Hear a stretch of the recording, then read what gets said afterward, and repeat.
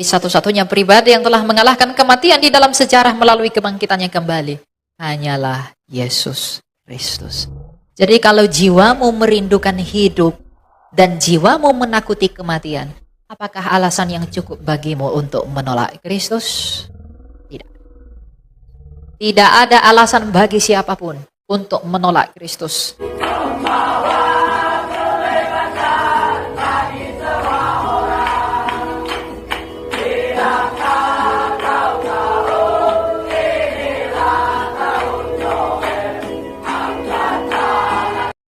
Nah, kita akan belajar firman Tuhan dari Injil Matius 23 ayat yang ke-11 sampai yang ke-12. Dalam perikop ayat ini adalah tentang Yesus mengecam ahli-ahli Taurat dan orang-orang Farisi. Apa yang diperkatakan oleh Tuhan kita? Dikatakan demikian, siapa saja yang terbesar di antara kamu, hendaklah ia menjadi pelayanmu. Siapa saja yang meninggikan diri, ia akan direndahkan. Dan siapa saja yang merendahkan diri, ia akan ditinggikan. Sekali lagi, siapa saja yang terbesar di antara kamu, hendaklah ia menjadi pelayanmu. Siapa saja yang meninggikan diri, ia akan direndahkan. Dan siapa saja yang merendahkan diri, ia akan ditinggikan. Tadi pagi kita berbicara pada hal yang sama, tentang manusia yang meninggikan diri dan merendahkan dirinya. Kalau tadi pagi kita sudah belajar bagaimana pemungut cukai itu merendahkan dirinya dan bagaimana orang Farisi itu meninggikan dirinya, tetapi yang diperkenankan oleh Allah adalah dia pemungut cukai itu, maka sekarang adalah ajakan dari perendahan diri itu untuk apa dan bagaimana ke depan. Tapi Kristus kita telah berkata, siapa saja yang terbesar di antara kamu, hendaklah ia menjadi pelayanmu.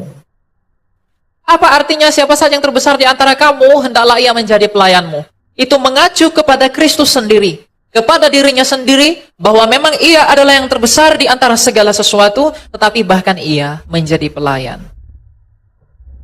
Ia yang menggenggam segala sesuatu telah datang ke dunia ini merendahkan dirinya, yang dengan demikian maksud kedatangannya adalah ia ingin melayani manusia. Ia datang ke dunia bukan tanpa tujuan, tapi ia datang ke dunia adalah untuk tujuan yang satu, yaitu mengembalikan dan memulihkan semua manusia kepada tujuan yang semula mengapa kita ada. Mengapa manusia ada sejak semula? Apakah hakikat dari manusia itu? Apakah hakikat dari Adam itu sejak semula? Itulah yang ditegaskan dan diajarkan oleh Tuhan kita kepada segenap manusia, segenap pelayan, rohaniawan, dan segenap umat yang menjadi Kristen. Mengapa Kristus datang ke dunia? Apakah tujuan ia datang dalam inkarnasinya? Apakah tujuannya datang dan tunduk di dalam kehendak Bapanya yang mulia?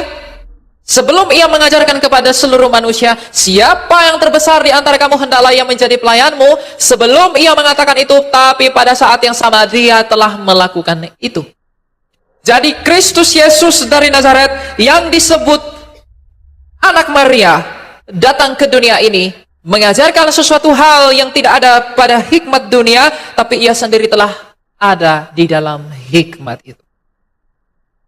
Kristus yang adalah Allah, dia yang adalah firman Allah yang setara dengan Bapanya.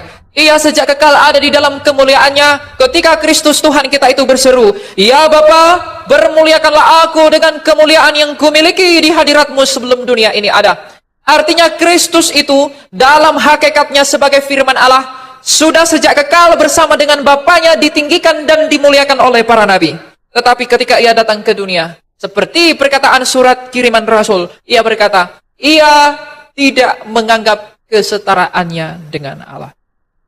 Jadi dia yang adalah yang ampunya segala sesuatu demi kerendahan hatinya, yang dengan demikian juga demi kasihnya kepada manusia yang bukan apa-apa ini, yang kotor, yang hina, dan yang berdosa ini, tetapi demi kasihnya, ia datang merendahkan dirinya dan melayani kita semua. Jadi ia yang adalah pribadi terbesar melayani kita yang bukan siapa dan apa-apa. Dan pelayanan yang ia lakukan bukan hanya memberitahukan sabda yang benar, Tapi jauh lebih tinggi daripada itu semua. Sebab ia sendiri pernah bersabda bahwa tidak ada kasih yang lebih besar daripada seseorang yang memberikan nyawanya bagi sahabatnya. Tetapi kita terhadap Kristus, dan Kristus terhadap kita bukan tentang sahabat, tapi tentang ciptaan dan pencipta.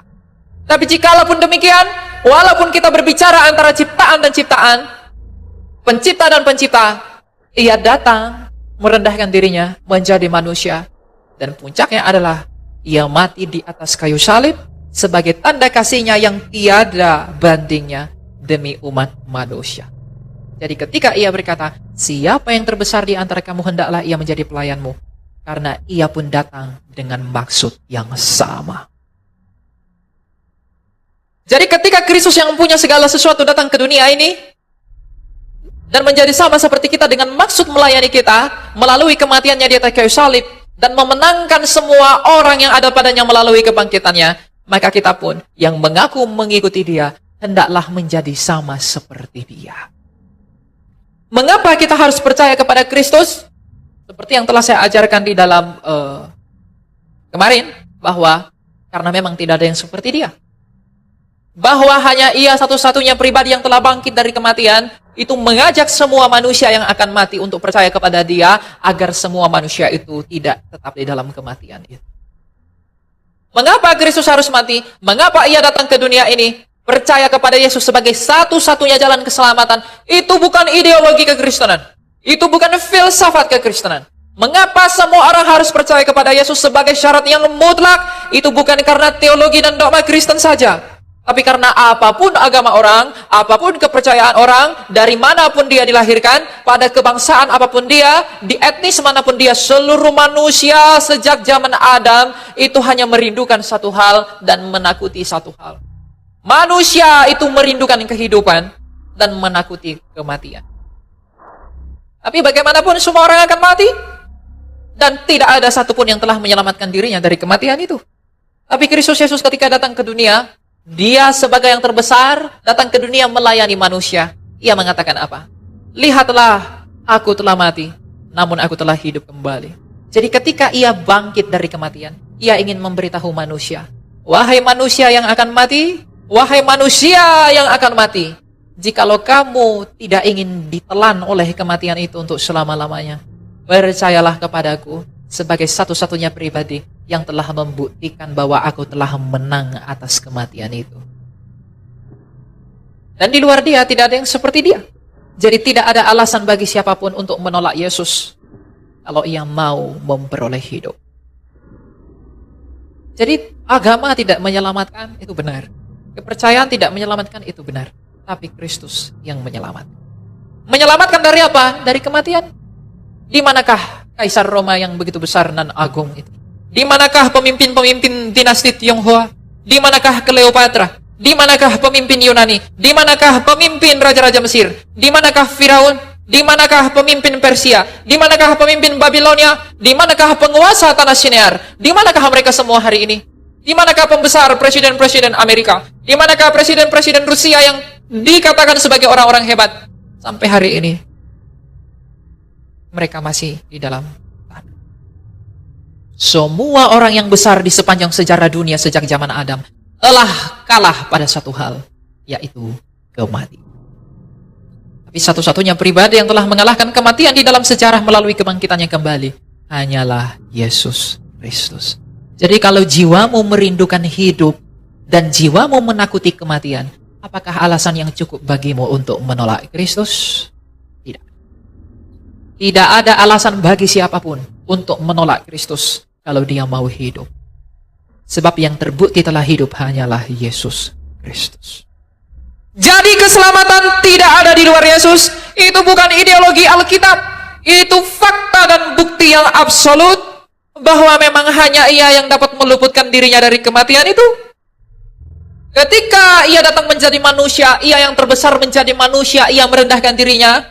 Dengan menjadi manusia, Ia bisa mati dengan maksud masuk ke dalam kematian itu, lalu merusak semua yang ada di dalam kematian itu, dan memporak-porandakan kerajaan maut itu, lalu mengunci dan menginjak-injak maut itu melalui kebangkitan.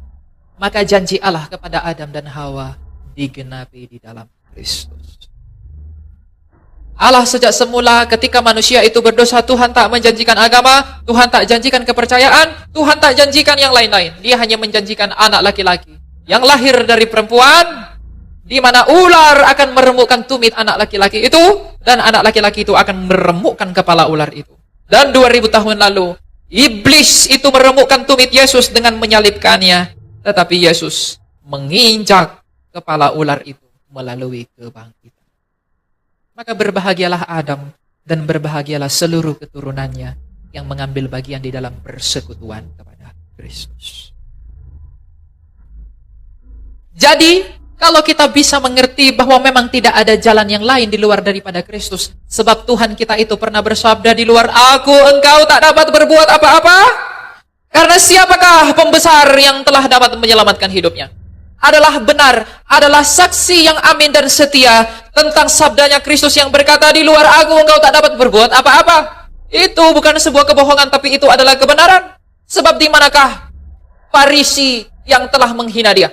Di manakah imam besar Kayafas yang telah mengadili dia? Di manakah Pontius Pilatus? Di manakah Herodes yang agung? Di manakah Ptolemy? Di manakah pemimpin-pemimpin yang menaruh kejijikan kepada Kristus? Hari ini masih di dalam tanah. Bahkan kuasa yang ada pada mereka yang membuat mereka harus mengadili Kristus itu tak mampu menyelamatkan mereka dari maut. Jadi Kristus berkata, di luar aku engkau tak dapat berbuat apa-apa. Itu benar. Karena memang mereka sampai hari ini hanya di dalam kenangan. Jadi kalau manusia ingin memperoleh hidup, dan Kristus yang adalah hidup, maka tak ada alasan yang cukup bagi siapapun untuk menolak dia atau bahkan meninggalkan dia. Berbahagialah orang yang ada di dalam persekutuan dengan Kristus, sebab rasulnya yang mulia yang ia perkenankan sebelum segala sesuatu, yaitu Rasul Paulus dalam surat yang pertama kepada jemaat di Korintus berkata apa? Di dalam persekutuan dengan Adam kita mati, di dalam persekutuan dengan Kristus kita hidup. Jadi semua keturunan Adam yang akan mati, kalau kamu tetap dalam kematian itu terus, maka tidak usah percaya Yesus. Boro-boro menikmati bidadari, kalau kamu mati. Ada yang menjanjikan, wah nanti semua yang tertunda di bumi akan dapat di surga. Gimana kamu bisa dapat itu dalam keadaan gosong? Tidak bisa. Itu bodoh. Ya? Kristus itu menjanjikan satu hal, dia tidak janjikan lain. Kamu selamat. Kalau kamu selamat, kamu bisa dapetin yang baik-baik itu. Tapi kamu akan mendapatkan sekelompok ini, dapatkan yang cantik, dapatkan yang tampan begini. Tapi tidak selamatkan dari hidup, tidak mengalahkan kematian itu. Gimana orang mati bisa menikmati? Apakah orang mati bisa makan minum? Apakah orang mati bisa menikmati yang enak-enak? Apalagi jiwa orang dalam kematian. Alangkah hanya mimpi dan sungguh malang. Kalau ia bermimpi, ia akan memperoleh hal yang enak. Sedangkan ia tidak mengikat dirinya pada yang menang, yang adalah Kristus. Jadi kalau ada anak-anak muda berpikir bahwa ada jalan keselamatan di luar Yesus, bodoh sekali. Kalau ada yang berpikir bahwa di luar Yesus ada jalan kemenangan, itu jalan yang palsu. Karena memang kamu tidak bisa menunjukkan satu pun yang seperti dia. Tidak ada yang seperti Kristus, dan memang tidak ada yang seperti dia. Itu menjadi bukti bahwa memang keselamatan itu hanya ada pada dia. Maka benarlah perkataan Rasul Lukas dalam Kisah Rasul 4 ayat 12. Bahwa tidak ada keselamatan selain di dalam dia, Yesus Kristus. Terlebih-lebih lagi, benarlah sabda Tuhan kita dalam Injil Yohanes berkata, Yohanes 8 ayat 24, jikalau kamu tidak percaya bahwa akulah dia, kamu akan mati dalam dosamu. Kalau ia yang telah hidup, kalau ia yang telah menang, yang dengan demikian memang ia adalah yang terbesar, telah datang ke dunia dan melakukan semuanya itu, dia mengajar, dia mati, dia bangkit, dia berkorban melakukan itu semua demi pelayanannya kepada manusia, sedangkan ia adalah pribadi yang terbesar. Lalu ia datang ke dunia merendahkan dirinya dan melakukan itu semua demi saya dan kamu orang-orang yang hina ini. Lalu apakah alasan bagi kita orang Kristen yang mengaku mengikuti dia tetapi tidak mau melayani dia? Kalau dia sendiri telah melayani kita, di dalam pelayanan yang tidak akan pernah ada duanya, tapi mengapakah kita menyibukkan diri kita kepada pelayanan yang sia-sia? Kita melayani manusia, kita melayani perut, cari uang terus. Kita melayani yang lain-lain, cari istri, cari suami. Kita melayani saudara kita, cari uang. Tapi apakah kita pernah melayani Kristus dengan mencari perkenanannya? Buah dari pengakuan akan Kristus itu akan menghantarkan kita kepada sikap yang rendah hati, di mana itu akan menimbulkan bukti dari kerendahan hati itu, yaitu pelayanan kita kepada Dia. Jadi setiap orang yang mengaku mengikuti Kristus, tapi tidak melayani Kristus, bukanlah seorang Kristen. Sebab jikalau ia yang adalah Kristusmu, ia yang adalah Tuhan dan Allahmu melayanimu, lalu mengapa kamu yang mengikuti Dia tidak melayani juga? Bukankah kita hamba dan Dia Tuhan? Dan bukankah hamba tidak pernah lebih tinggi daripada Tuhan? Jikalau Kristus itu membasuh kaki muridnya, yang adalah Tuhan dari muridnya, maka muridnya pun wajib melakukan itu. Lalu mengapa kita tak melakukan itu? Anda usah melayani, biar aja itu tugas pendeta, itu tugas si Elia, itu tugas yang lain-lain aja. Saya tidak perlu melayani. Kalau ada yang berkata demikian, maka layakkah engkau menyebut dirimu Kristen? Layakkah engkau menyebut dirimu sebagai orang percaya? Layakkah engkau menyebut dirimu, terlebih lagi saya orang yang diselamat? Jadi kalau ada orang mengaku mengikuti Kristus, hendaklah ia menjadi serupa seperti Kristus itu dalam segala hal. Kerendahan hatinya, pelayanannya, kemurniannya, kesuciannya, dan banyak hal yang ia lakukan. Jadi kalau kita merindukan semua hal yang benar sebagaimana yang disaksikan oleh kitab suci yang kudus, yang diilhamkan oleh Rohnya yang satu itu, maka tidak ada alasan bagi kita untuk tidak memandang kepada Kristus sebagai teladan yang sempurna. Ia sempurna dalam segala hal, ia tak bercacat, bahkan ia tak bercela, bahkan tidak ada dusta pada bibirnya. Ketika ia bertanya kepada orang Farisi, bisakah engkau membuktikan bahwa aku berdosa? Mereka tidak bisa membuktikan bahwa Yesus berdosa. Bahkan ketika ia diperhadapkan dengan pengadilan Pilatus, Pilatus pun mengatakan, aku tak menemukan kesalahan apapun pada orang ini. Artinya, ia memang tidak berdosa. Tapi jikalau ia pun yang tidak berdosa itu harus mengalami penderitaan yang begitu menyedihkan, lalu siapakah engkau yang adalah orang berdosa tapi tidak mau menderita? Siapakah manusia yang mengatakan, Tuhan luputkanlah aku dari penderitaan ini, lepaskanlah aku dari kesakitan ini, sedangkan Tuhanmu sendiri menderita, lalu mengapa engkau tidak mau menderita? Bukankah mengikut Dia, ia berkata, juallah semua milikmu, lalu ikutlah aku, pikullah salibmu. Apakah kita seperti pemuda itu yang bersedih lalu meninggalkan Dia? Atau kita seperti murid yang lain yang dengan bersuka cita mengikut Dia di dalam hikmat-Nya yang benar? Jadi kalau ada orang Kristen takut menderita, itu orang Kristen tidak mengerti arti Kristen. Mengikut Yesus adalah panggilan untuk menderita. Ini mungkin tidak menyenangkan Anda, tapi percayalah, ini menyenangkan jiwamu. Ini tidak akan menyenangkan telingamu, karena telingamu itu adalah daging. Keinginan dagingmu itu menolak itu. Keinginan dagingmu itu pengen tidur enak-enak, pengen makan enak-enak. Keinginan jiwamu, aku ingin murni, dan bagaimana itu dimurnikan? Penderita. Sebab ada tertulis bahwa ketekunan itu datang dari kesengsaraan. Kesengsaraan menimbulkan ketekunan, ketekunan menimbulkan tahan uji. Jadi kita sebagai Kristen, apakah yang sebenarnya kita dambakan? Apakah iman yang murni? Apakah cinta yang murni? Atau yang lain-lain? Kalau kita mendambakan iman yang murni, kita ingin cinta yang murni, maka bersiaplah kamu dicuci oleh penderitaan. Tapi kalau kamu tidak mau iman yang murni, atau bahkan jikalau kamu ingin iman yang murni tapi tidak mau menderita, jangan pernah berharap murni. Karena kemurnian Kristus itu pun diuji oleh Bapaknya melalui pencobaannya 40 hari, bahkan melalui penyaliban. Ketika ia naik ke atas kayu salib, ia berseru, tetelestai, sudah selesai. Ia terbukti murni sampai akhir hidup. Bahkan Kristus sendiri yang adalah yang tak berdosa, Allah Sang Bapa membuktikan bahwa Dia murni di dalam penderitaan itu. dan memang benar dia adalah yang murni. Lalu kalau kita merindukan kemurnian iman, lalu kita tidak mau menderita, itu hanya hayalan saja. Nah masalahnya, apakah kita sebagai orang yang mengaku diri kita Kristen, apakah kita menginginkan kemurnian iman? Apakah jiwamu merindukan kemurnian iman? Apakah jiwa kita menginginkan cinta yang tulus? Apakah kita merindukan cinta yang sehat kepada Kristus? Apakah yang kau inginkan, wahai manusia? Apakah yang kita inginkan, wahai jiwa manusia? Apakah yang kita dambakan? Apakah yang menjadi dasar pengharapan kita? Apakah yang kita cari dalam hidup ini?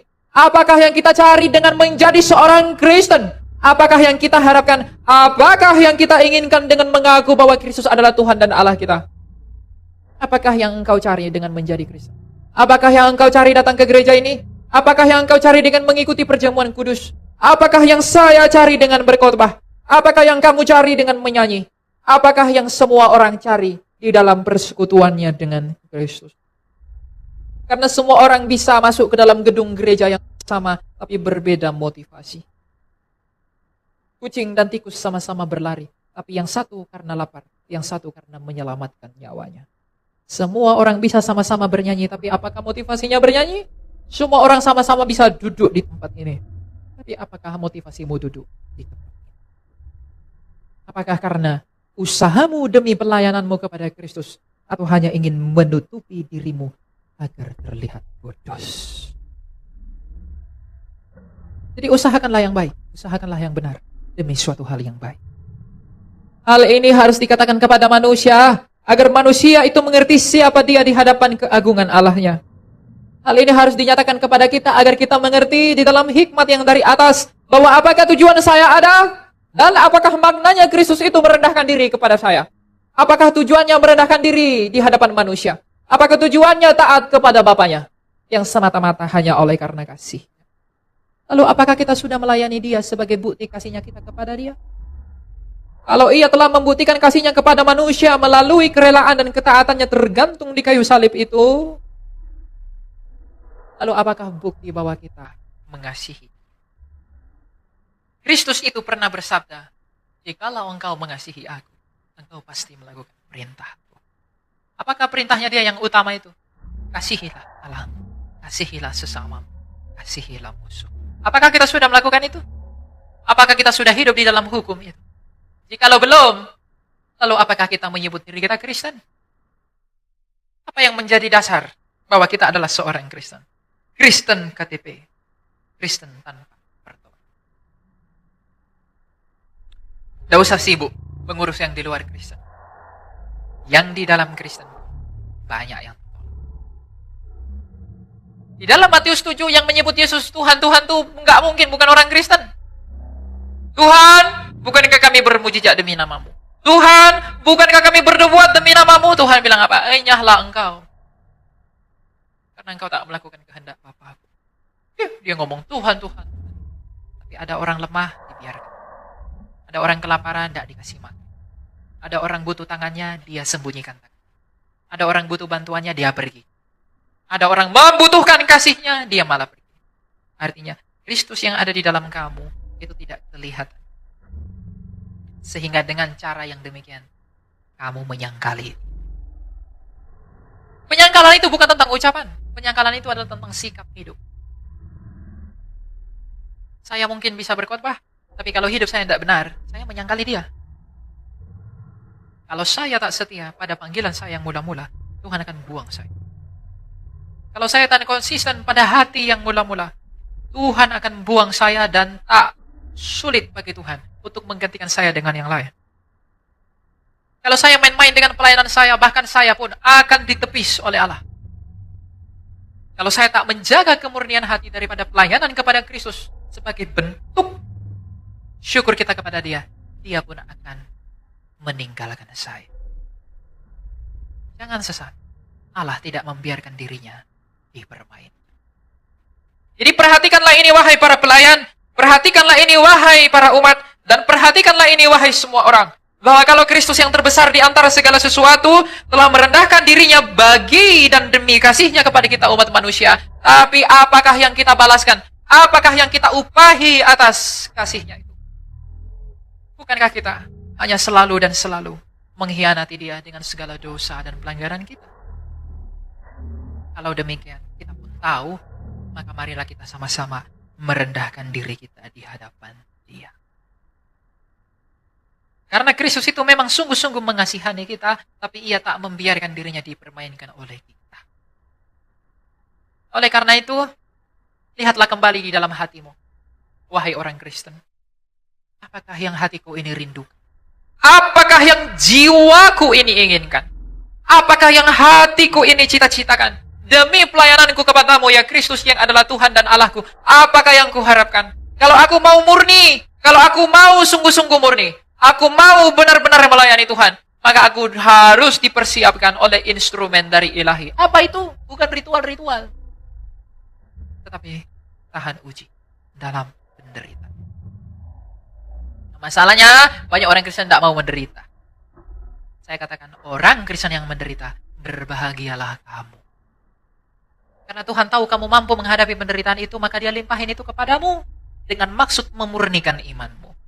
Dan kalau imanmu murni, kamu akan tahan uji dan kamu akan berbahagia.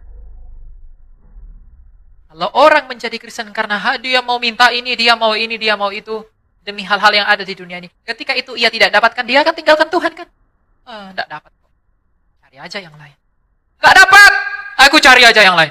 Aku tidak memperolehnya. Aku kecewa, lalu tidak mau lagi melayani Tuhan. Lalu tidak mau lagi ikut Tuhan. Tidak memberi hati lagi kepada Tuhan. Lalu dengan demikian, itu menjadi alasan bagi dia tidak lagi mengikut Kristus. Itu adalah iman yang berdiri di atas dasar yang sah. Tapi kalau iman kita berdiri di atas dasar yang benar, kita tahan uji dari penderitaan itu. Bagaimanapun keadaan hidup kita ke depan, itu tidak akan memengaruhi kualitas imanmu. Jangan minta sama Tuhan untuk mengubahkan hidup. Jangan minta itu. Ubahkanlah, minta kepada Tuhan agar Tuhan mengubahkan hatimu. Karena dari hatimu lah hidupmu terpancar. Maka dikatakan, jagalah hatimu dengan segala kewaspadaan, karena dari situlah terpancar kehidupan. Hatimu yang kamu ubah. Agar apapun keadaan hidupmu, apapun kondisi di luar sana, itu tidak memengaruhi iman. Jadi mintalah kepada Tuhan agar Tuhan mengubahkan hati kita. Berikanlah aku hati seperti hatimu ya Kristus. Mencintai kemurnian, mencintai ketaatan, mencintai kesucian, mencintai segala sesuatu yang benar. Sekalipun orang di luar sana menghina aku, sekalipun orang di luar sana mengkhianatiku, sekalipun orang di luar sana memfitnahku, tapi karena hatiku telah benar, hatiku telah berdiri di atas yang benar, itu tidak akan memengaruhi imanku kepadamu. Tapi kalau iman kita berdiri di atas dasar atau suasana hidup kita, hati kita tidak benar, itu akan menjadi masalah. Itulah mengapa banyak orang yang mundur dari pelayanan kepada Kristus. Banyak orang yang meninggalkan Tuhan karena kecewa. Dia berdoa, Tuhan berikan saya uang dengan segini, berkati bisnis saya begini-begini. Ketika itu tak terjadi, dia tinggalkan Tuhan. Dia tidak minta, dia minta kepada Tuhan untuk ubahkan bisnisnya, tapi dia tak minta kepada Tuhan untuk ubahkan hatinya. Sungguh malang sekali. Padahal hidup itu terlihat dari hati. Hidup itu dipancarkan dari hati. Nah, apakah kita pernah berdoa meminta kepada Tuhan, ubahkanlah hatiku? Apakah kita pernah merindukan? Atau apakah kita pernah mendambakan hati yang seperti Kristus itu? Atau kita hanya merindukan hidupnya ideal tuh begini. Lagi anak-anak muda. Ya kan? Pacar yang ideal tuh begini. Laki-laki yang ideal tuh harus kerjanya minimal gajinya sekian. Minimal dia tinggalnya begini. Perempuan yang ideal tuh minimal tingginya sekian. Berat badannya sekian. Kulitnya warnanya begini. Itu bodoh. Kenapa itu bodoh? Karena dia masih memakai hikmat dunia. Tidak memakai hikmat. Oleh karena itu, apakah yang diidam-idamkan oleh hatimu, wahai orang Kristen? Apakah kamu benar-benar pengen iman yang murni? Mungkin kalau saya tanya Anda satu persatu, mungkin ucapan kita mengatakan, ya aku menginginkannya. Tapi bagaimana dengan hatimu? Apakah sungguh-sungguh demikian? Hatimu hanya Engkau dan Allah yang tahu. Bahkan saya sendiri pun saya bisa berkata bahwa saya merindukan iman yang murni. Tapi hanya Tuhan yang tahu apa yang ada dalam hati saya. Dalam hal ini saya tidak membenarkan diri di hadapanmu dengan menjadikan diri saya sendiri sebagai contoh. Tetapi agar kita semua mengerti bahwa apapun dan siapapun status orang, dia tetap dihadapkan pada pencobaan yang sama. Oleh karena itu waspadalah dan waspadalah. Ujungnya pelayanan Kristus itu, kalau pelayanan Kristus itu mendatangkan keselamatan bagi manusia, maka pelayanan kita kepada Kristus juga adalah demi syukur kita atas keselamatan yang kita peroleh daripadanya dan demi suatu hal yang baik di hadapan pengadilan Kristus. Mari mempersiapkan semuanya ini dengan baik, agar kita semua saling menatap ketika Ia datang sebagai Raja. Agar kita semua saling bersukacita, bergabung di dalam persekutuan Bapak Abraham sebagai keturunan yang dipilih oleh Kristus itu dan melalui Dia, agar tak satupun yang terluput dari antara kita. Oleh karena itu, kejarlah kemurnian iman. Agar iman yang murni, hati yang murni, itu menuntun kita kepada pelayanan yang sejati. Hati itu yang minta sama Tuhan diubahkan. Sama seperti hatinya Kristus. Anak-anak muda nggak pernah berpikir pada hal seperti ini. Banyak yang nggak berpikir pada hal seperti ini. Itu belum jatahku, itu belum waktuku, itu belum masaku berpikir seperti itu. Dia fokus cari pacar yang cantik. Dia fokus cari uang biar bisa beliin pacarnya baju. Perempuan juga fokus mempercayai diri agar dia bisa memikat laki-laki. Dia berusaha memperbaiki dirinya, covernya semua diperbaiki agar ia bisa memikat laki-laki. Laki-laki pun berusaha memperbaiki keuangannya. Ketika uangnya banyak, dia punya mobil, dia punya rumah, dengan demikian ia bisa memikat perempuan.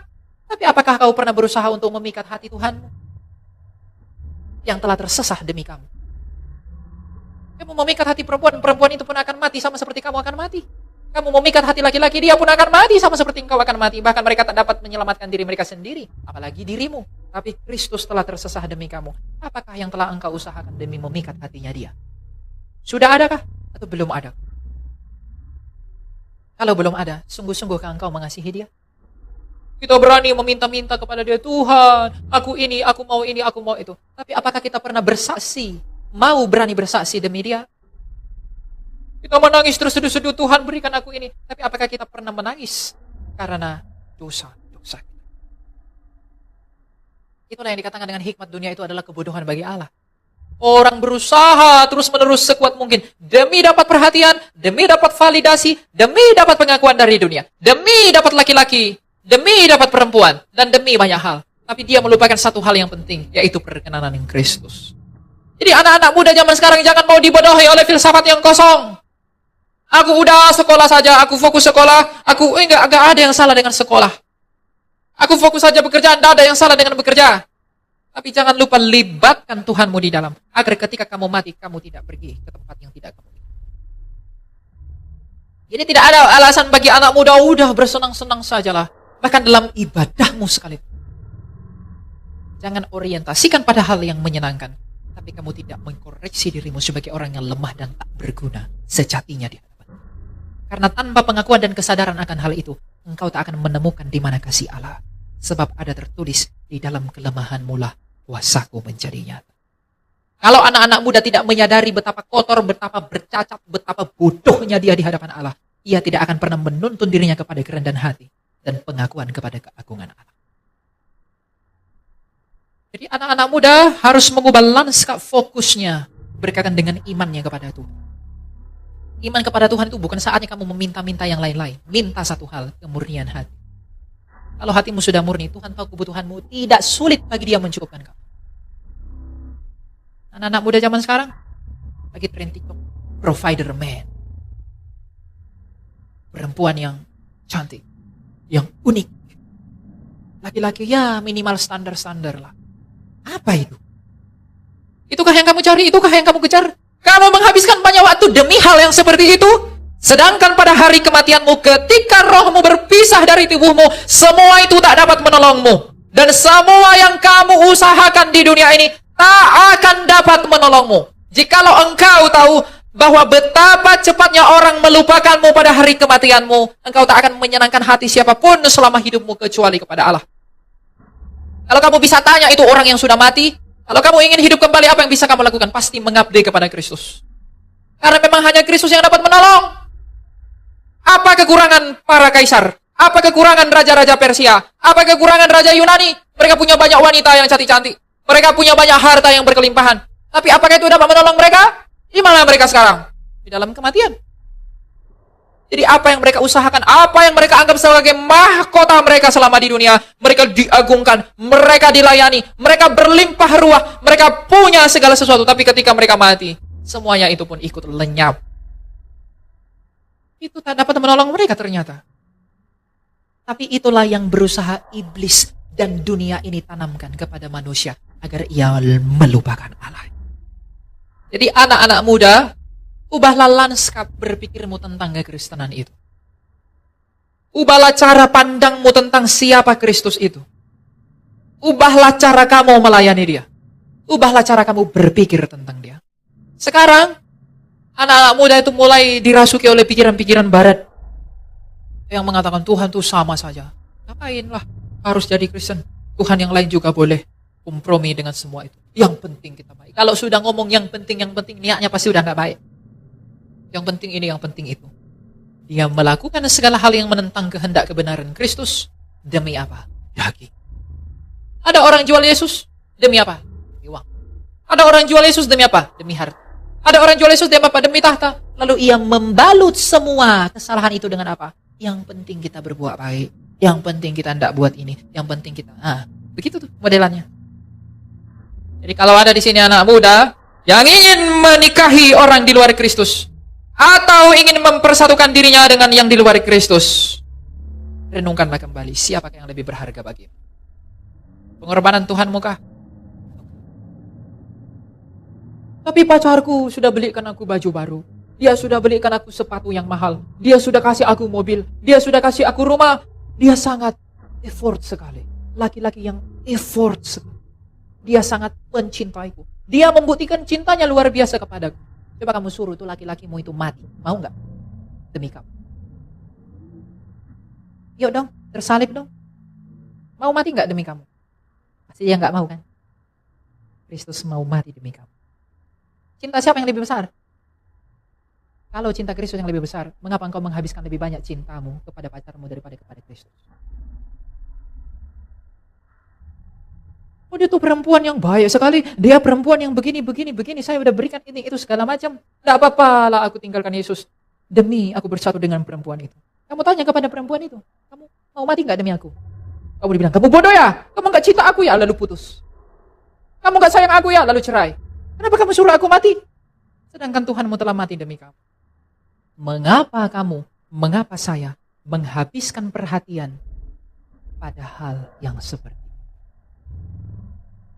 Kalau Tuhanmu telah menghabiskan cintanya buat kamu, mengapa kita menghabiskan cinta kita bagi dunia? Mengapa kita menghabiskan cinta kita bagi yang di luar Kristus? Kalau merenungkan itu semua, bahkan saya sendiri pun merasa bodoh. Dan saya sendiri pun merasa tidak layak di hadapan Allah. Memang ternyata benar dosa itu ada. Itu menghambat hati yang tulus. Menghambat keinginan yang benar. Karena daging itu lemah. Dan roh itu penuh. Maka mari kita berusaha untuk menumbuhkan cinta kita kepada Tuhan setiap hari. Demi semuanya ini. Demi perkenanan dan perkenanan Allah. Belas kasih Tuhan itu akan jatuh kepada orang yang mau dikasih. Masalahnya mau gak kita dikasihani oleh Allah? Jadi jangan jual semua kekayaanmu, yaitu Kristusmu, demi hal-hal di dunia. Kalau anak muda tidak peduli kepada imannya, anak muda tidak peduli kepada Kristus, maka Kristus pun tidak akan peduli padamu. Sebab ia bersabda, barang siapa yang lebih mencintai yang lain daripada aku, ia layak. Masalahnya, siapakah yang kamu cintai paling besar dalam hatimu? Wahai laki-laki, wahai perempuan. Oh, aku lebih mencintai pacarku. Demi makan malam di kafe, aku tidak ikut ke gereja. Demi weekend keluar kota, saya tidak mengikuti ibadah. Jadi apakah yang kamu cari sebenarnya? Demi chattingan dengan pacarku, sleep call setiap malam, aku tak pernah berdoa kepada Tuhan. Engkau berdoa dengan cinta pacarmu, tapi tidak berdoa dengan cinta Tuhanmu. Engkau tidur di dalam bayang-bayangan akan pacarmu, tapi tidak tidur di dalam bayangan akan kasih Tuhan. Banyak dari kita yang demikian, karena saya pun pernah demikian. Itu adalah kebodohan. Kalau kita mengerti bahwa itu adalah sebuah kebodohan yang seharusnya tidak dapat dipertahankan dan tidak perlu dan tidak layak untuk dipertahankan, tinggalkanlah semuanya itu. Mulai sekarang, bentuklah cintamu yang murni demi kerajaan Allah. Jadi anak-anak muda, siapa di sini yang muda-muda? Ya, kalau tidak mau mengaku, saya tahu kamu muda, kamu bertanggung jawab sama Tuhan. Jangan ketawa anak muda. Jangan, saya merasa muda, tapi ketika saya tanya, di mana anak muda, kamu langsung merasa tua. Ini teguran buat anak-anak muda. Karena saya hidup di dalam usia kalian. Saya tahu apa mindset anak muda itu. Orang-orang di seumuran saya, apalagi banyak anak muda Kristen itu tidak peduli tentang ini, Tuhannya, tidak peduli tentang iman. Sehingga demi persaudaraan, demi kasihnya kepada manusia, dia menghilangkan prinsip kebenaran. Dia tidak peduli lagi kepada Tuhan. Dengan demikian ia menggampangkan pengorbanan Tuhannya, yang dengan demikian ia menyalibkan Kristus yang kedua. Jadi jangan pikir menjadi Kristen itu mudah, tidak ada yang mudah menjadi Kristen. Menjadi Kristen itu sulit, anak-anak muda. Apalagi kita muda, keinginan ini itu banyak pasti, tapi di dalam Kristus kita harus berupaya untuk mengelola, menguasai diri, sebab salah satu buah roh adalah penguasaan diri. Jadi mari, bukan hanya untuk anak muda, tapi seluruh orang tua, Bapak Ibu yang adalah orang tua saya di tempat ini. Mari kita bersama-sama berjuang demi perkenanan Allah. Mari kita sama-sama berjuang demi suatu pertanggungjawaban yang baik di hadapan tahta pengadilan Kristus yang mengerikan itu. Karena semua orang akan ditanyai menurut urutannya masing-masing tanpa terkecuali. Persiapkanlah jawaban pada saat ini juga hingga Maranatha. Ketika engkau dan saya mati, apakah yang akan saya perkatakan di hadapan Dia yang nyala matanya bagaikan tembaga? Karena banyak yang tertolak, banyak yang terdahulu akan menjadi yang terakhir menjadi yang. Hati-hatilah dalam kekristenanmu, berhati-hatilah dalam imanmu, karena memang tidak ada yang benar di luar Kristus. Maka di dalam kebenaran ini, kalau kamu menyadari memang tidak ada kebenaran di luar Dia, maka berhati-hatilah di dalam kebenaran. Karena segala sesuatu memang hanya kemuliaan Dia, tapi segala sesuatu itu akan dituntut dari kita. Itulah makna menjadi Kristen. Saya berdoa, semoga kita semua yang ada di tempat ini diingat oleh Allah dalam kerajaannya ketika Ia kembali, dan tak satu pun yang luput. Ada di sini yang mau luput? Ada yang mau ditinggalkan?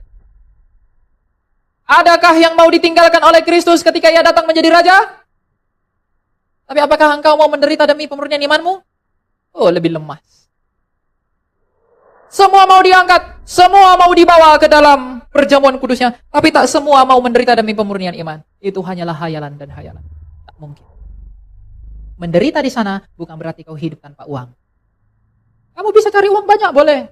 Kamu bisa cari banyak hal, boleh. Tapi jangan sampai cintamu lebih besar kepada semuanya itu daripada kepada Tuhan. Elia bilang hidup harus menderita, maka aku harus hidup di bawah kolong jembatan. Aku tidak boleh makan yang enak, aku harus makan sayur-sayur aja. Tidak begitu.